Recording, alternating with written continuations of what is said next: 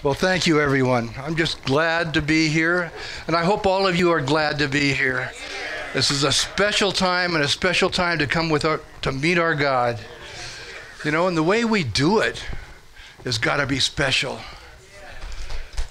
Boy, every one of us needs to enter in. Tonight we sang a song. It was Echad kol Echad. Come worship, or come to me with one voice. Well, how can you do that? Everybody has a different voice. Everybody speaks differently. So how do you come together with one voice? Well, have you ever seen a symphony orchestra? How many voices there? How many instruments do they have? Even here, how many instruments do we have? All different, all sounding different. But when they come together, what a beautiful experience. When we can enter into worship and something like that, each one with our own voice, blending it together, bringing it before the Father, He is glorified. That's what we need to do.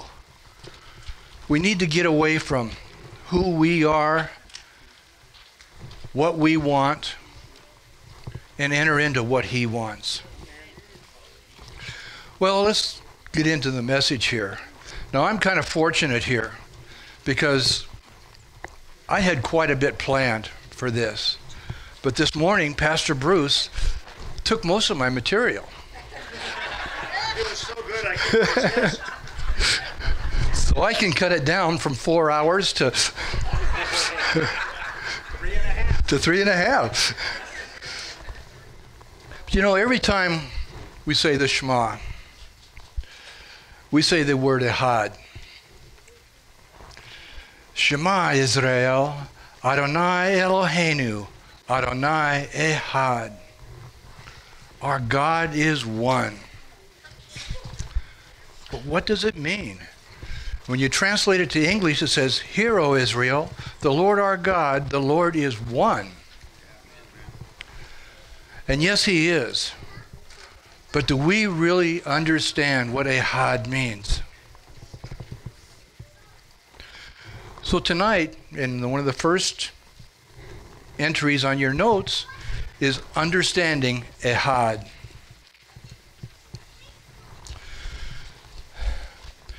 Are we still working together for the Father? Together. You know, everybody has a different personality. Everybody has a different job. Everybody is different in almost every way you are. But just like a husband and wife can come together and become Echad, we can come together as a family and stand together, worship the Lord together, bring forth His word, and honor Him the way He wants us to. Go back to Torah. Bring it up into our lives. What we're going to get into tonight, we'll show you a little bit about that. Now, before I get too far into this, I'd like to apologize to Avda because I'm going to try some Hebrew, and I know I'll probably butcher it. But we need to look at where Echad came from. And the way you do that is you take a look at the Bible and see where does it occur first. There is a rule when you study the word, and it's called the law of first usage. When you find a word used for the first time, that kind of lays the foundation for how it's to be used all throughout the word. So where do you think the word Echad would show up first? In Genesis. That's a good guess. But very early in Genesis. Well, actually 1:5. And let me read this again, in trying to do it in the original language. It's Vayikra Elohim Ayor Yom Vela Kodesh Kara Layala Vehaya Erev Vehaya Boker Yom Echad. And Elohim called the light day, and the darkness called night. And this became dusk, and it became dawn. Day Echad. Darkness and light. Two separate entities. Two separate functions. Completely different. But he brought them together for a purpose. And that purpose is for us. And what would happen if we only had one? Have you ever talked to somebody who's from Alaska or even far South America? They tend to have problems. And what are these problems? Well, in the winter, they have all darkness. And in the summer, it's all light. Well, this can actually cause diseases or conditions anyway. And the condition is called SADS. It's Seasonal Affective Depression Syndrome. That can really bother people. You can't sleep. You can't work. You can't do anything because you're tied up without sleep or with no light. And with no light, you get vitamin deficiencies. So it's a big effect on everybody. But God gave us a balance. He put them together for a balance. And that's what we're supposed to do. Put our lives together for a balance. Now, how many times does he say in the Word, you take everything in moderation? Well, we need to start doing that. We don't want the symptoms of SADS, weakness of bones, or the immune system acting up. We have enough of that, and we have enough of that in our services as well. And I think Pastor covered that fairly well too. The second time this word is used, it's kind of a confirmation of the first time. And that follows very shortly after. In this case, it's in Genesis 1:9. And God said, let the waters under the heavens be gathered together into one place, and let the dry land appear. And it was so. And again, I'll try the Vayomer Elohim Yikavu Hamamim Techa Hathwaba El Makah Echad Val Raha Va Rabasha Vaya Kane. Let the waters come together as one. So what does that mean? It means he pulled the waters together as lakes, as rivers, as streams, and all going into the ocean. Why? Because when he did that, the land appeared.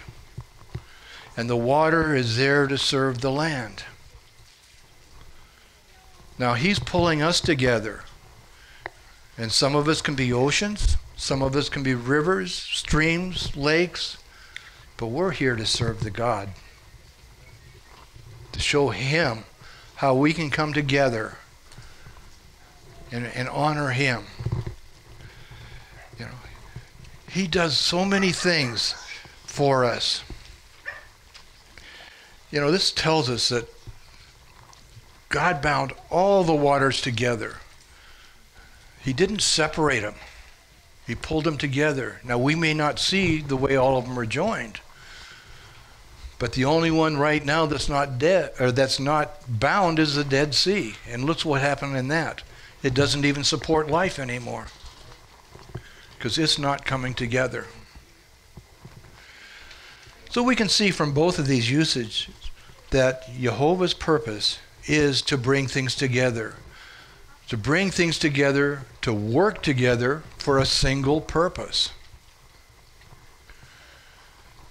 The things have to be different. It would not work if everything was the same. It would not work if every person was the same. We need to honor our differences. We need to lift up each other and support whoever that person is. There is so many things that we need to learn from this. The other thing we can do is we can look at the spelling of Echad. Because in the letters even, God is telling us something. So how is it spelled? Spelled with an aleph, a het, and a dalet. 3 simple letters. The aleph kind of represents an ox head, and that represents the all-powerful, wise, and understanding Creator. The het can be an enclosure. An enclosure of all the unresolved cosmic energy. Now just ponder on that for a moment. This is just like our mind or our consciousness. How much of that is untapped when we're by ourselves? And the Dalet. And this is the archetype of the physical entrance. And guess who our physical entrance is? Yeshua. So putting these pictures together, we can discover at least one picture of Echad. It's the all-powerful, wise, and understanding Creator who is inviting us in together through Yeshua that we may obtain the mind of Yeshua. Bringing us all together. This is Echad. Now, how many of you would like to have the mind of Yeshua? The only way we can get there is by joining together, celebrating our differences, celebrating our likenesses, and standing on the Word. We also find that you can break it down in gematria. Gematria is the numerical values. So the numerical values of these are 1 for Aleph, 8 for Het, and 4 for Dalet. And again, this means the 1 will stand for the Father, wise and powerful and understanding. The number 8 represents new birth or new beginnings. And also it represents an enclosure. And the number 4 signifies creative works or a door. You know, you can put this together in many ways. But the way I put it together here is it brings to mind what Yeshua said about himself in John 10:7. I am the door. Whoever enters through me will be saved. You know, a one word can mean so many things like that. Only God can put together his language like that. And again in John 10:9, I am the door. By me, if any man enter in, he shall be saved. So putting this information together, it leads us to the conclusion that the Father, the Almighty, is leading his people through the door, Yeshua, to unite with creative works. He wants us to come together so that we can build up his body. And we need to look at what his objectives are. In Proverbs 23:7 it says, For as he thinketh it in his heart, so is he. What does that mean to us? That means if we can come together on a common ground, put the same thinking in, there will be no stopping us.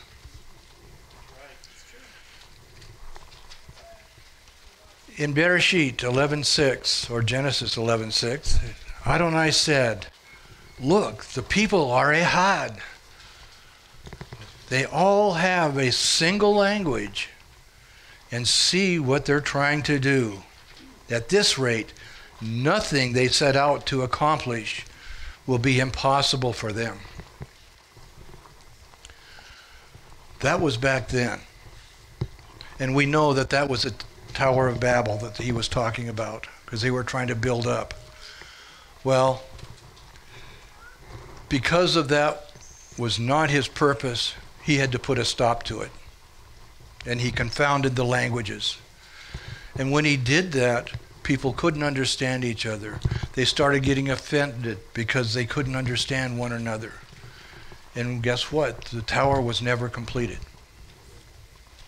However, if we come together in one language as Echad, if we come together with that one language being the Word, if that one language being what he is telling us, there will be no stopping us. Can you imagine if we come together like that in unity? What's going to happen with our prodigals? They're coming home. What's going to happen to our sicknesses and our diseases? They're gone. So what is his purpose for us?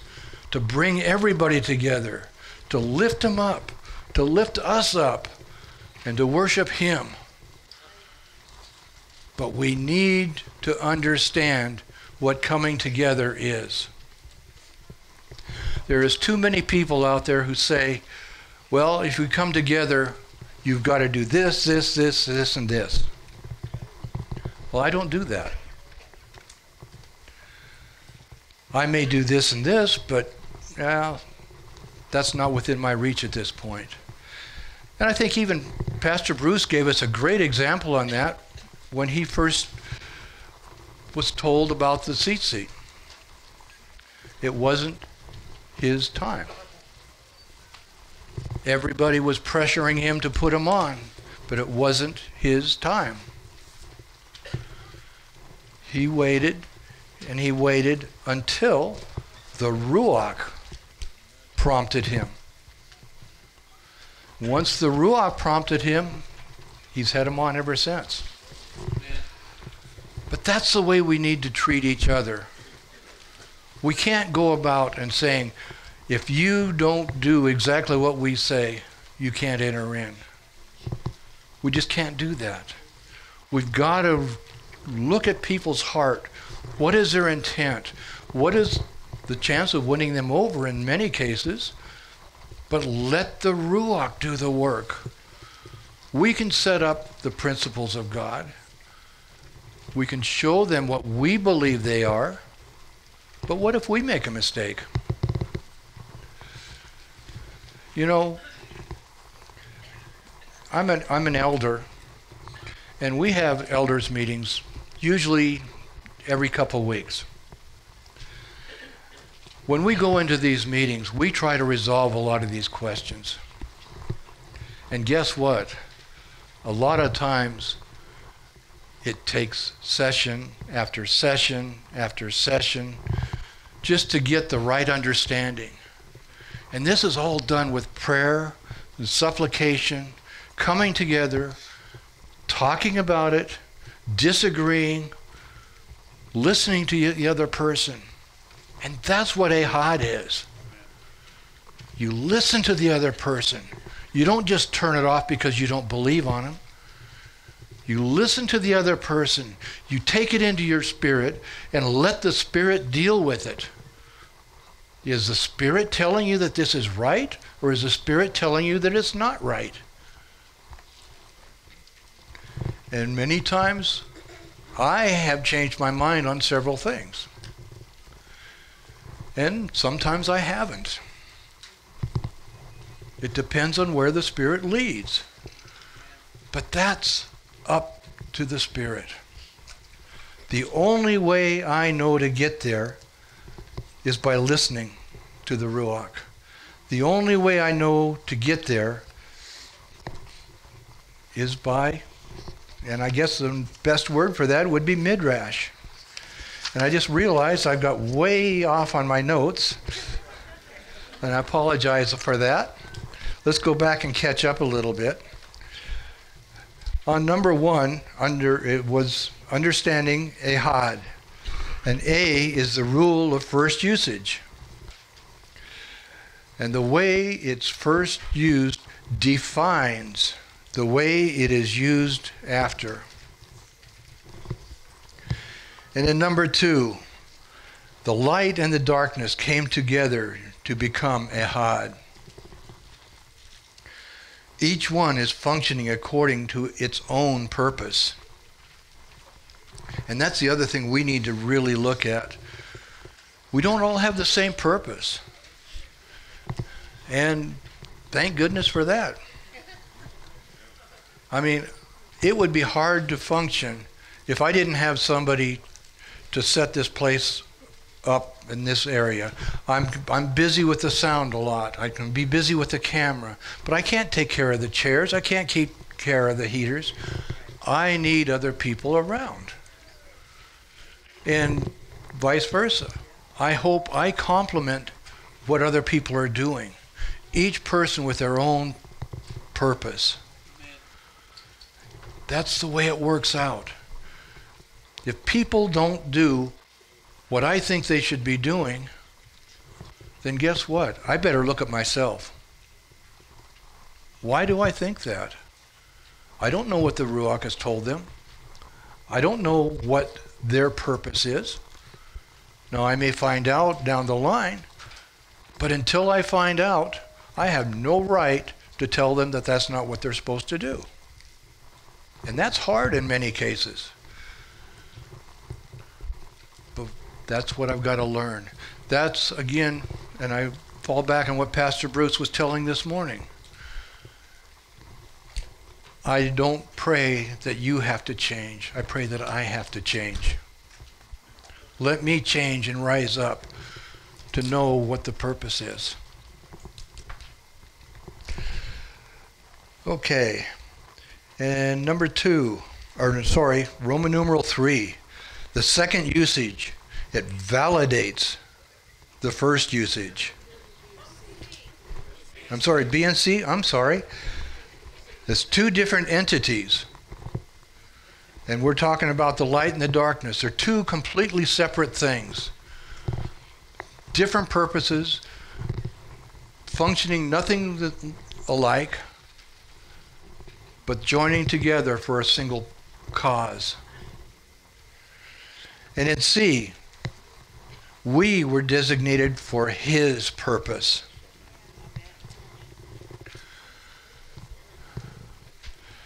When we enter into His purposes and start doing His work, following His ways, the possibilities are endless. But it's changing our hearts,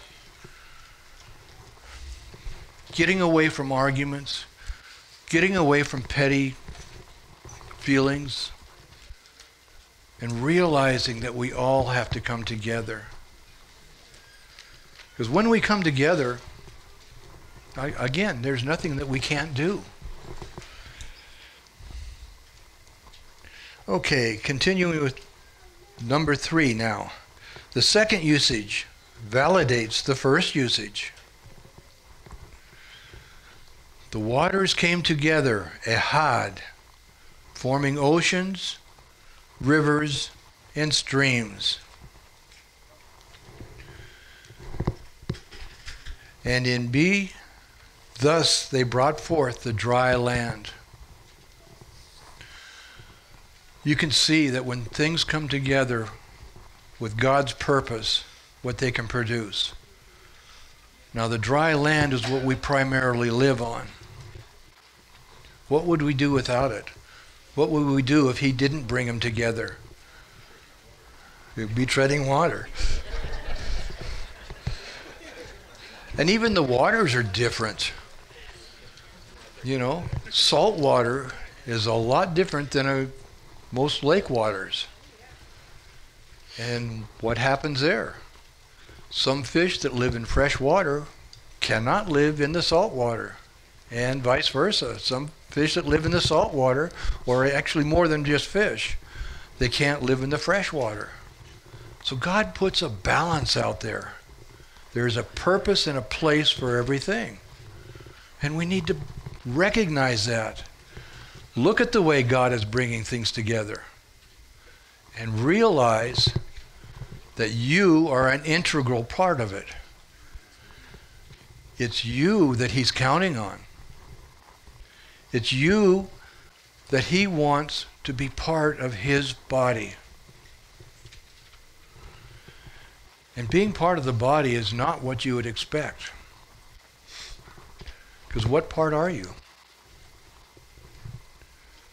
Pastor Bruce gave the example of fingers and toes.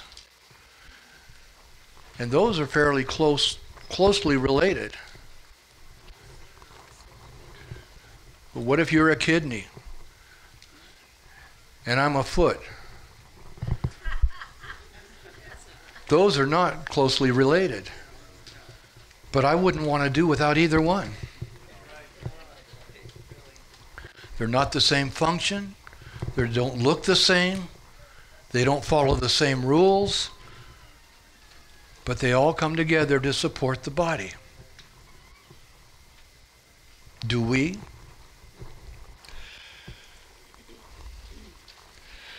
Now, before I get too far ahead again, let's go to number 4. Echad has a gematria, or numerical values, of 1, meaning father, 8, meaning new beginnings, or an enclosure, and 4, meaning door, or Yeshua. And that follows right into number 5. When we become a Echad, we can accomplish anything.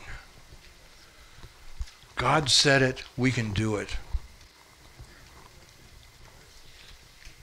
It is really important that we realize that because you're different, because I'm different, it doesn't matter. We are formed that way. We are created that way. We are purposely made that way to work together.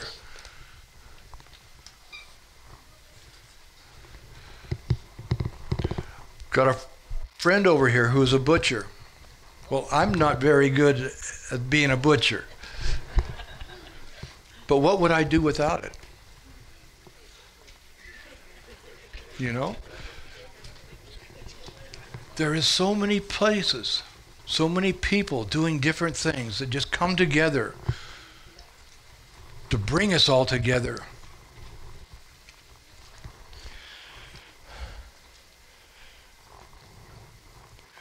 In number 6, we are all different. But when Echad, we become one body.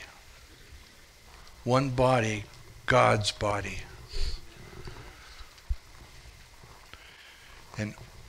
And B, this is really important. Only when a body is whole can it function fully. If this part is pulling away, guess what? There's turmoil. If that part's pulling away, it's turmoil. How often have you seen people get on their own agendas and try to pull away from the body? Too often.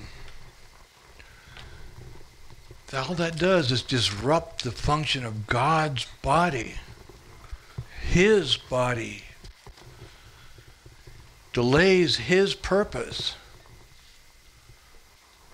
How far do we have to go yet to achieve His purpose, the purpose that He wants for His body, for His people coming together? And again, I'll go back to the prodigals. I want my prodigals to come back.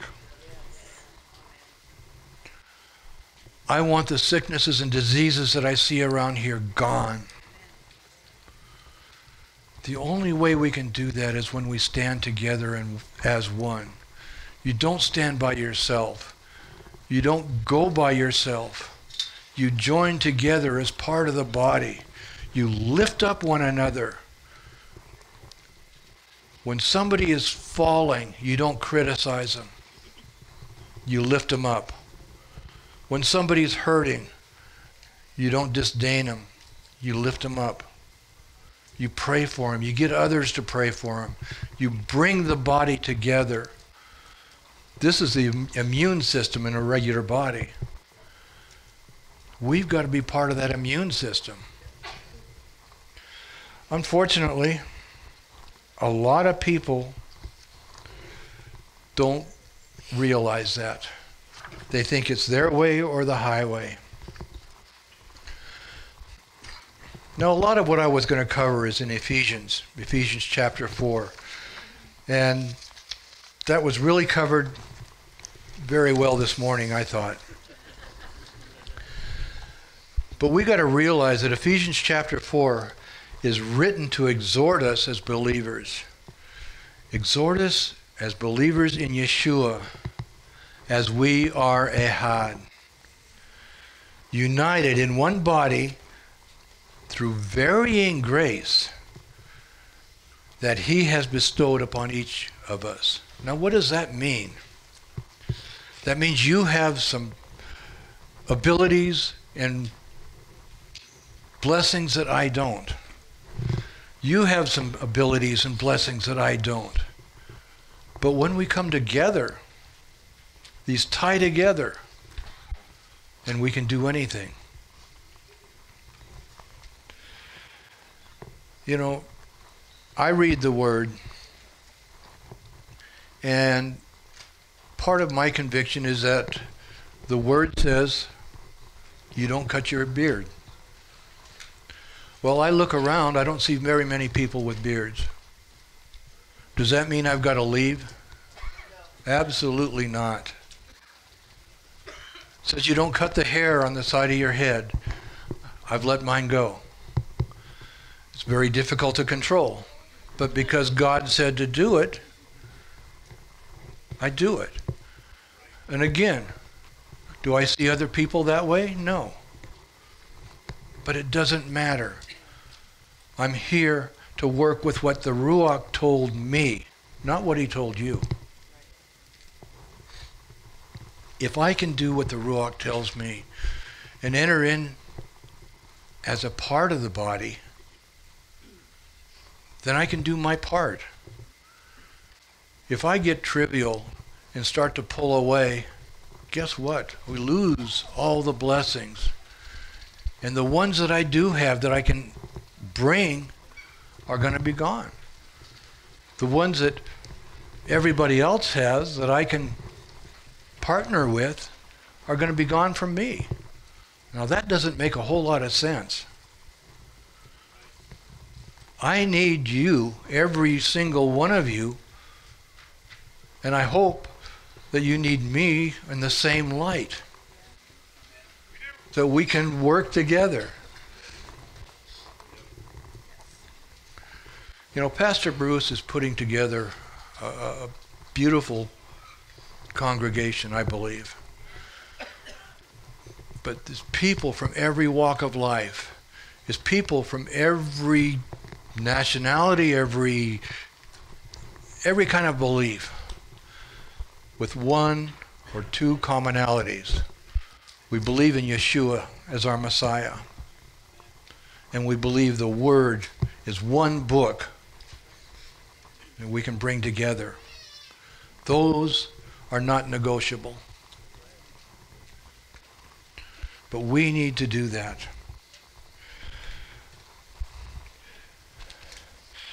And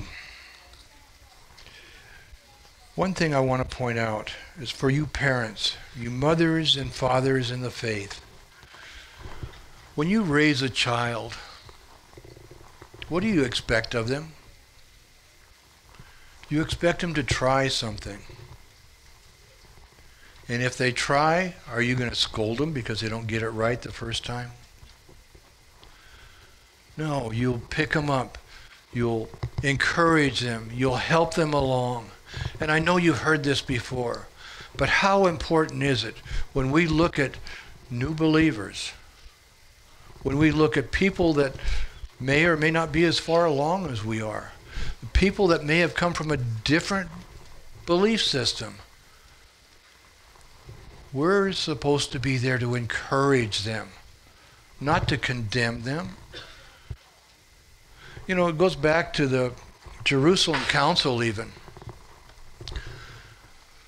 When they met, they were having some big problems. Because at that time, the Gentiles wanted to come into the faith. And guess what? Gentiles were, for the most part, unclean. They didn't eat clean. A lot of them were from pagan worship, temple idols. All that was part of their life. So what did they have to do? They said, we have to relax our rules. And they gave a certain subset. They said you can't drink blood and a few other things.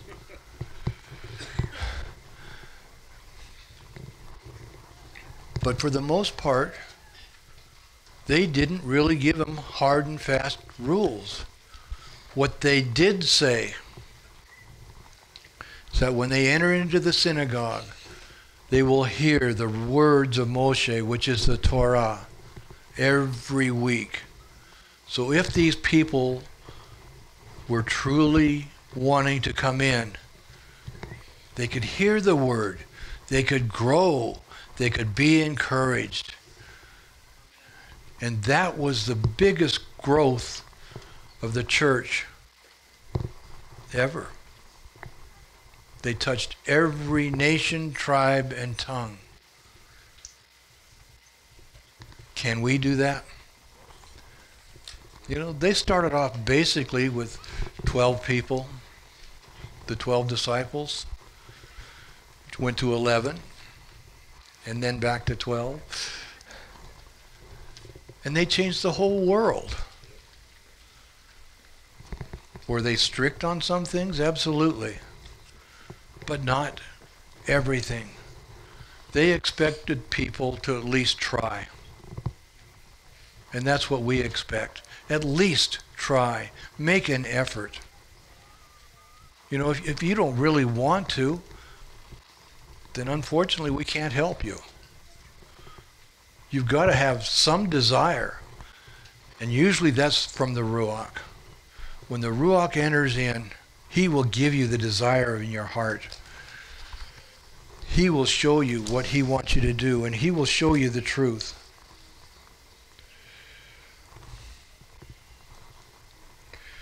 And that goes into Roman numeral 7 here.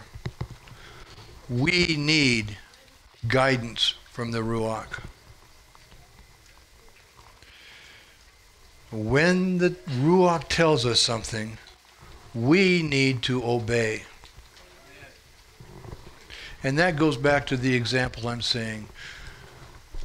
The Ruach told me that I need to grow the beard. Because that's in the Word, that's in Vayikra. So I am doing it because the Ruach told me to do it. I look out, again, like I said, there's not many people doing that. Well, that doesn't matter. Because the Ruach hasn't told you, I still have to do what he tells me. I've got to be obedient. And in doing so, I do not condemn anybody. I don't force them into what I believe.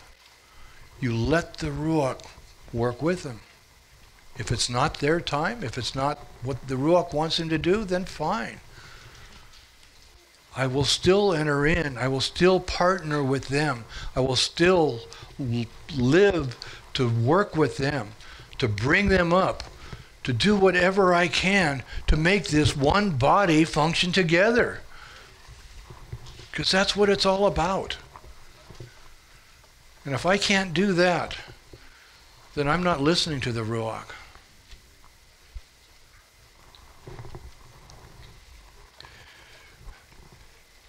That really gets us into the, well, let me finish with B here. It does not matter what the others are doing. You know, when God reveals things to us, He does it in His own way.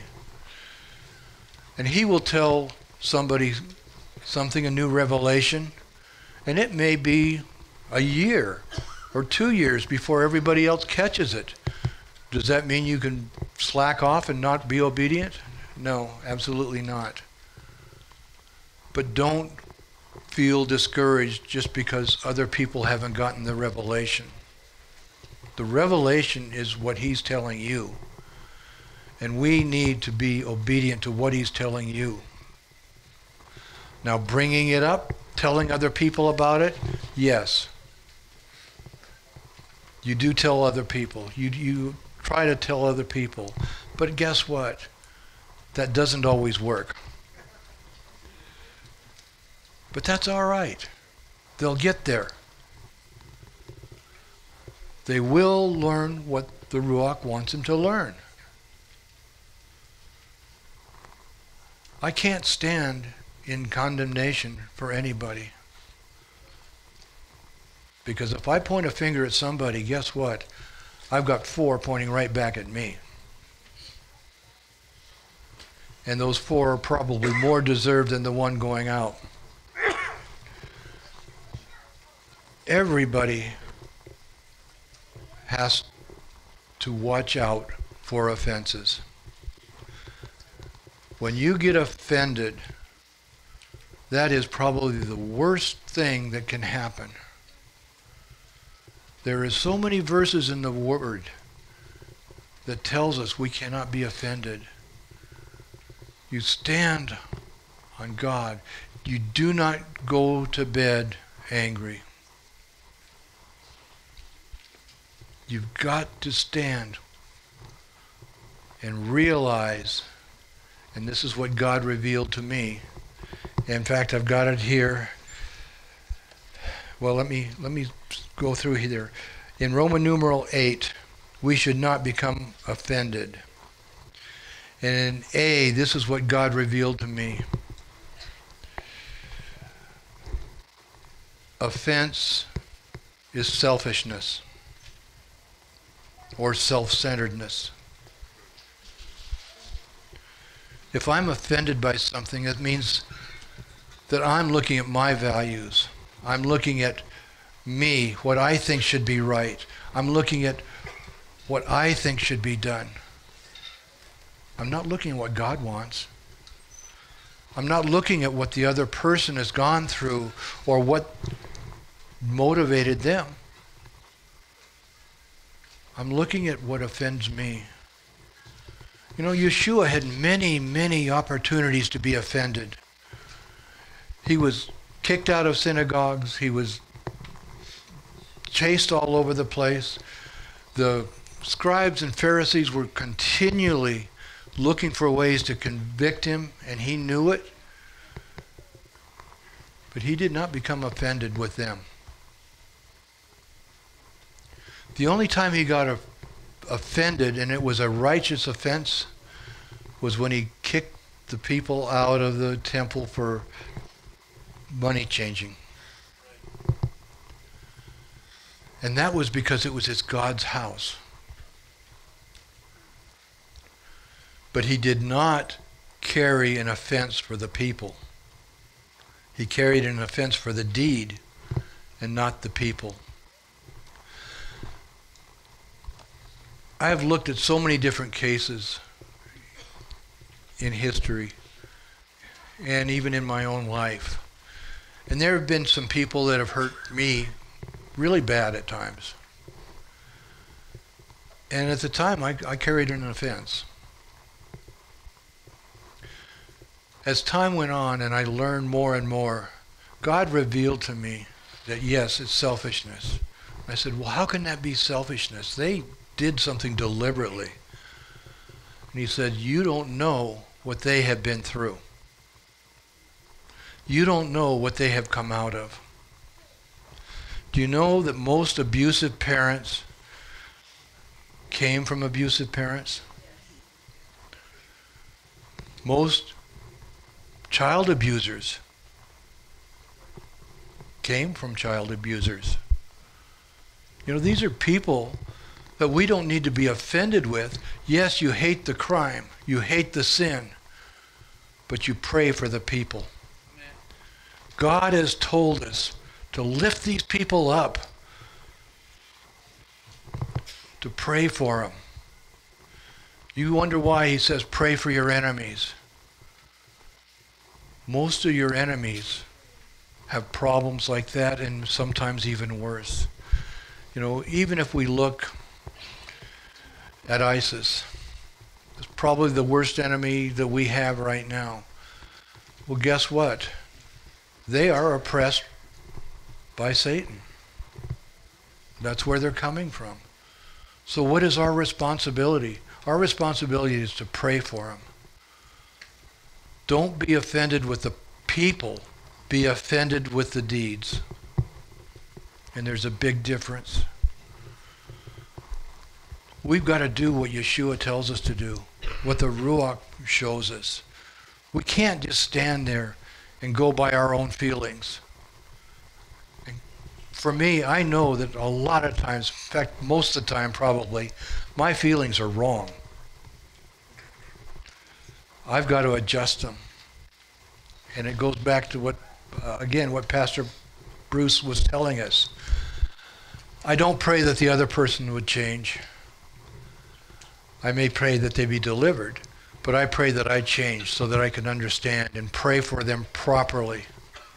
And again, if we become Echad, can we pray for these people and make a difference? What would happen to ISIS if everybody here stood together on the same principle and prayed that they be delivered?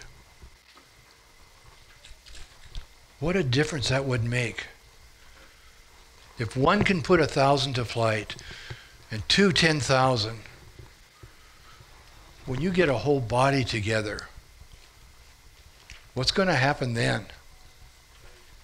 It would be amazing. And that's our responsibility. We need to take it to heart. You know, we've got a course in the yeshiva on offenses. We brought it up because we could see that a lot of people don't understand why they need to deal with their own offenses. Well, one of the main reasons is an offense is a burden on your own back. It does absolutely nothing for the other person.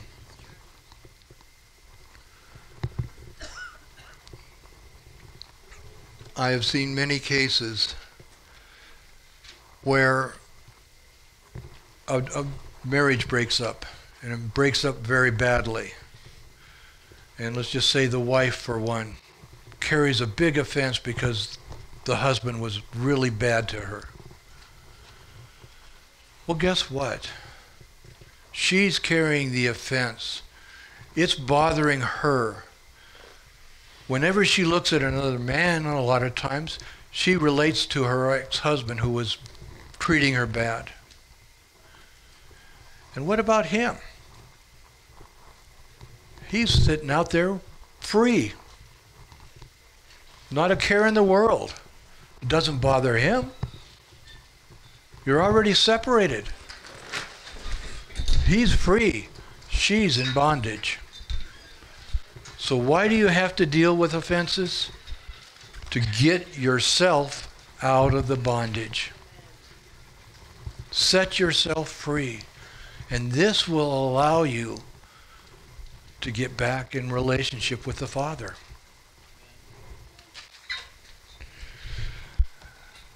And we see here in, again, still in number 8, Roman numeral 8, in B, offense tears people and organizations apart.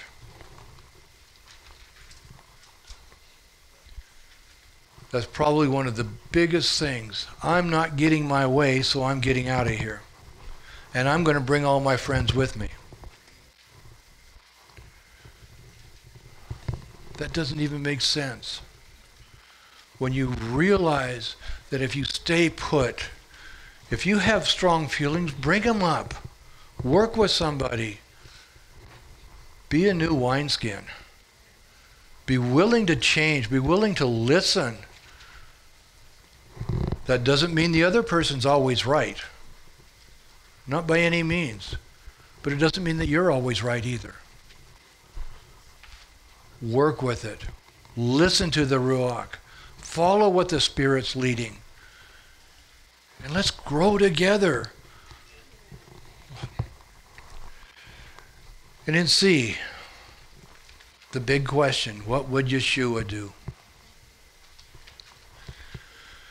As he went through so much torture, especially at the end of his life, he was beaten to the point where he was not even recognizable as a human. I mean, we see pictures of it where he's just got a little bit of blood dripping, but he's still recognizable. Can you imagine what it would be? Because the Word said he was not recognizable as a human. How badly was he beaten? How badly was he treated? Yet what did he do? When he was nailed on that cross, he said, Father, forgive them. After all that, he could even say, Father, forgive them. And yet some people won't forgive you for changing the color of the carpet.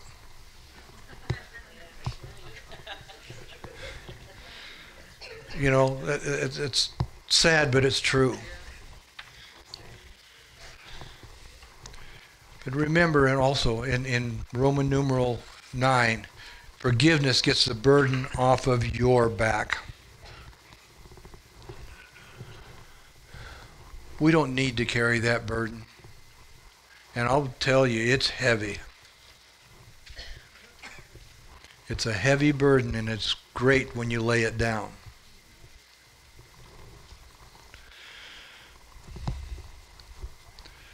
As we join together like this, as a Echad, when we recognize that if we look beyond what we just see in the other person, if we look beyond who we think the other person is, and if we look beyond the way we feel about another person, we can start becoming a Echad. What we need to do is grow. And what is our goal? To be one new man.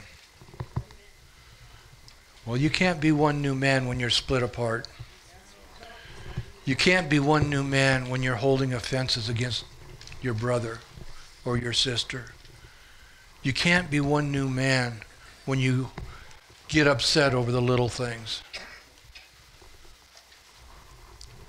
Get rid of those. Understand what's important. If our halakha is not exactly what you expect, work it out.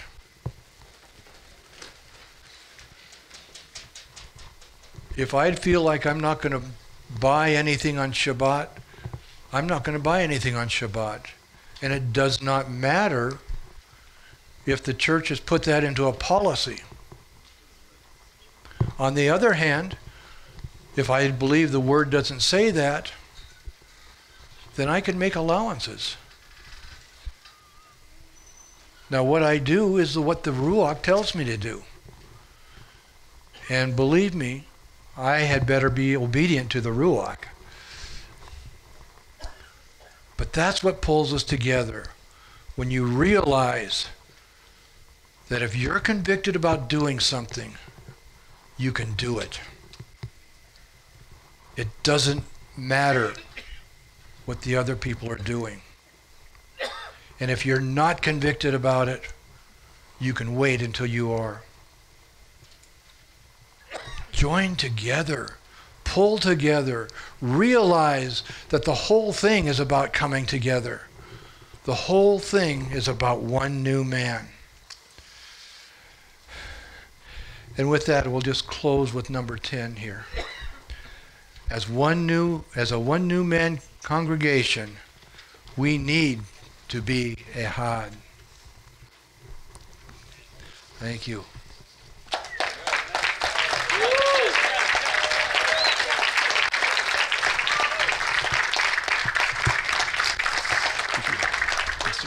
Thank you.